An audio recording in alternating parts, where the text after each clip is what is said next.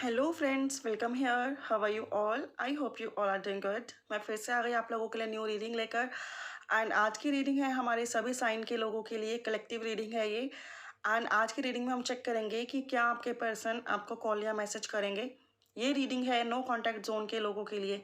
वो लोग जो नो कॉन्टैक्ट में हैं, बिल्कुल नो कम्युनिकेशन है, ब्लॉक करके रखा है, या फिर पता ही नहीं कि कहाँ पर्सन खो गए, कोई कॉन्टैक्ट नहीं है, कोई खोज खबर नहीं है, जो भी रीज़न है, जिनका बिल्कुल नो कांटेक्ट है। ठीक है, बिल्कुल बात नहीं हो रही है, ये रीडिंग उनके लिए है।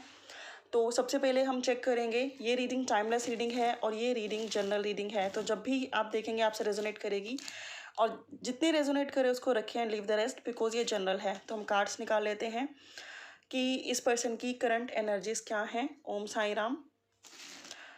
इस पर्सन का करंट फीलिंग्स क्या हैं। ओम साई राम। इस पर्सन का नेक्स्ट एक्शन आपको लेकर क्या होगा। ओम साई राम। सो चेक करते हैं हम यहाँ पर पहला कार्ड, इस पर्सन की करंट एनर्जीज क्या है। तो करंट एनर्जीज है एंजल ऑफ बैलेंस। और angel of balance is implying कि ये पर्सन अपने लाइफ में काफ़ी ज़्यादा बैलेंस होने की कोशिश कर रहे हैं, चीज़ों को संभालने की कोशिश कर रहे हैं, चीज़ों को मैनेज करने की कोशिश कर रहे हैं। इन्हें आपके बिना रहने की आदत नहीं है और ये पर्सन लगातार कोशिश कर रहे हैं वेल बैलेंस बनाने की। नेक्स्ट एक्शन का कार्ड हम बाद में चेक करेंगे, इसको मैं साइड रख देती हूँ। एंड इनकी करंट फीलिंग्स क्या हैं वो भी अगर हम चेक करें तो डिसीट का कार्ड है। इनका दिल बुरी तरह से टूट गया है, इनका दिल बुरी तरह से टूट गया है, काफ़ी नेगेटिव है।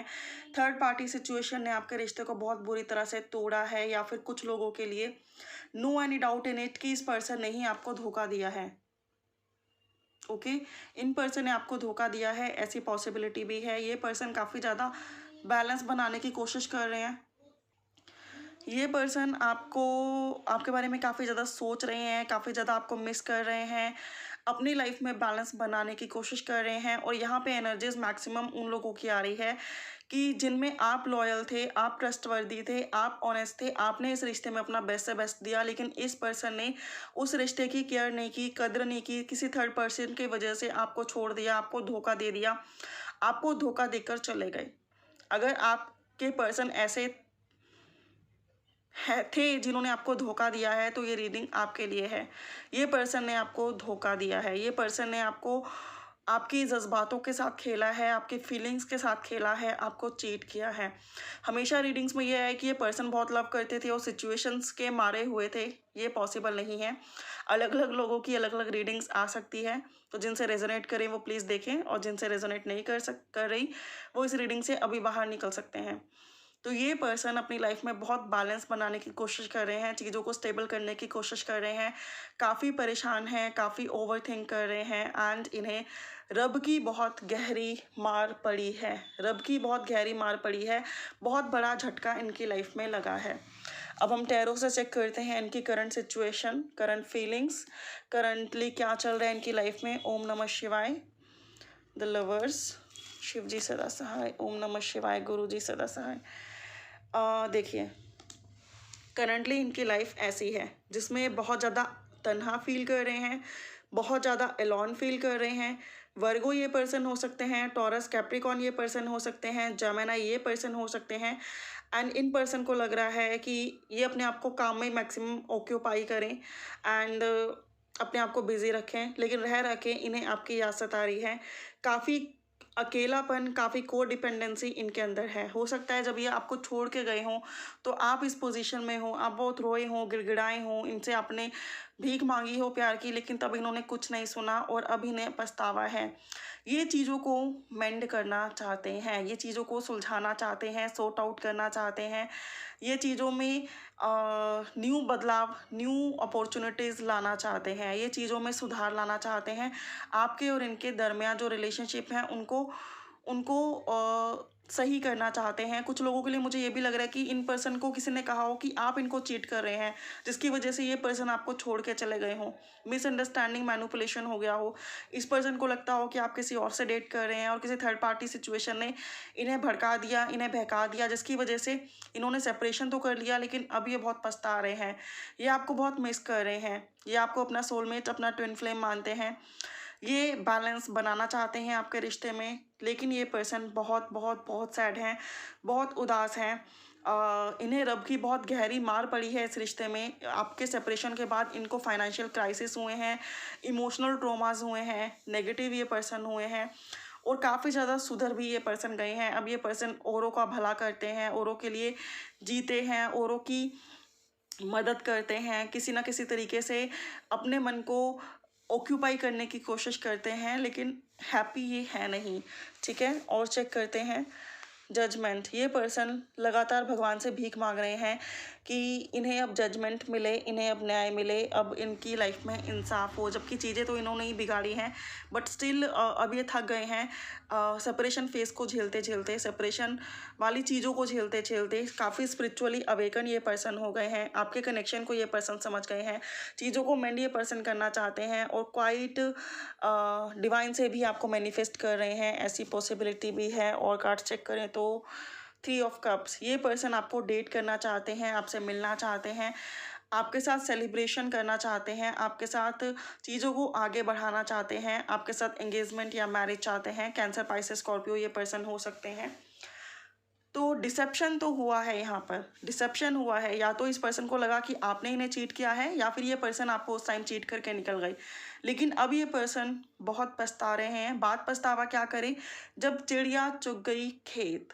ठीक है, नेक्स्ट मूव में यहाँ से चेक कर लेती हूँ इनका adjacent possibilities. Adjacent possibilities is implying कि अलग अलग डोर से, अलग अलग तरीक़ों से, अलग अलग रास्तों से ये आपकी तरफ बढ़ना चाहते हैं। अलग अलग तरकीबें अपनाकर, अलग अलग प्लानिंग्स करके, अलग अलग माइंड सेट करके ये आपकी तरफ बढ़ना चाहते हैं।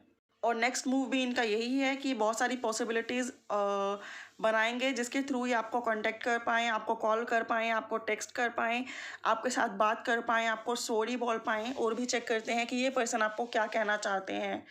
ये पर्सन आपको कहना चाहते हैं कि you are just like queen और प्रिंस, एंड इनकी बहुत बड़ी गलती की वजह से इन्होंने आपका प्रपोजल एक्सेप्ट नहीं किया, आपको छोड़ दिया। एंड किसी थर्ड पर्सन की वजह से, जो कि नेगेटिव था, उसकी बातों पे बिलीव करके आप पे शक किया या फिर खुद आपको धोखा दे दिया। इसके लिए क्वाइट रिग्रेट हैं और इन्होंने बहुत ज़्यादा पेन भी अब चीज़ों में सहा है। तो प्लीज़ आप इन्हें फॉरगिव कर दीजिए। एंड हम और कार्ड से चेक करते हैं कि आपको क्या कहना चाहते हैं। ओम साई राम। ये वाला कार्ड लेते हैं, 1 card more. Wow wow wow wow, queen of wands and king of wands. आप में से कुछ लोगों के रिलेशनशिप में ये पर्सन स्पिरिचुअल जर्नी में या फिर सोलमेट कनेक्शन में आपके साथ हो सकते हैं। एंड आफ्टर मैरिज भी आप लोगों का सेपरेशन हुआ है because of third party situation. And third party situation यहाँ पर फैमिली तो हो ही सकती है, लेकिन कई लोगों के लिए अदर रोमांटिक पर्सन भी है, जिसकी वजह से इन्होंने आपको रोंद के रख दिया, आपको परेशान कर दिया। बट नाउ ये पर्सन चाहते हैं चीज़ों को एक्सेप्ट करना, इन्हें रिग्रेट है, ये आपकी तरफ देखना चाहते हैं, आपकी तरफ आगे बढ़ना चाहते हैं, एंड आपको सॉरी बोलना चाहते हैं, आपको ये कहना चाहते हैं कि इन्हें अब रियलाइजेशन हो गया है कि लाइफ में क्या सही है, क्या गलत है। काफ़ी नेगेटिव एनर्जीज इनके सराउंडिंग में रही है जब ये आपको छोड़ के गए। आफ्टर डैट इन्होंने काफ़ी नेगेटिव चीज़ें एक्सपीरियंस की हैं। नाउ ये बाय हार्ट सॉरी हैं, बाय हार्ट सॉरी हैं। तो ऑब्वियसली अब देखते हैं कि जो कहना चाहते हैं वो भी मैंने आपको बता दिया। एंड अब देखते हैं कि इनका नेक्स्ट मूव आपकी तरफ क्या होने वाला है। वाओ, नेक्स्ट मूव इनका ऐसा होने वाला है कि जो ये चाह रहे हैं ना, अब उनको ये होल्ड नहीं कर पा रहे, उनको ये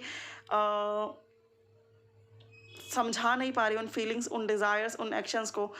इनसे अब पेशेंस नहीं हो रहे। अब इम्पेशेंटली और कोई quick action with in a month आपके पास इनकी कॉल, इनका मैसेज, इनका टेक्स्ट आ सकता है, क्वाइट पॉसिबल है। Gemini, Libra, Aquarius, Cancer, Pisces, Scorpio, Aries, Leo, सैज ये पर्सन हो सकते हैं।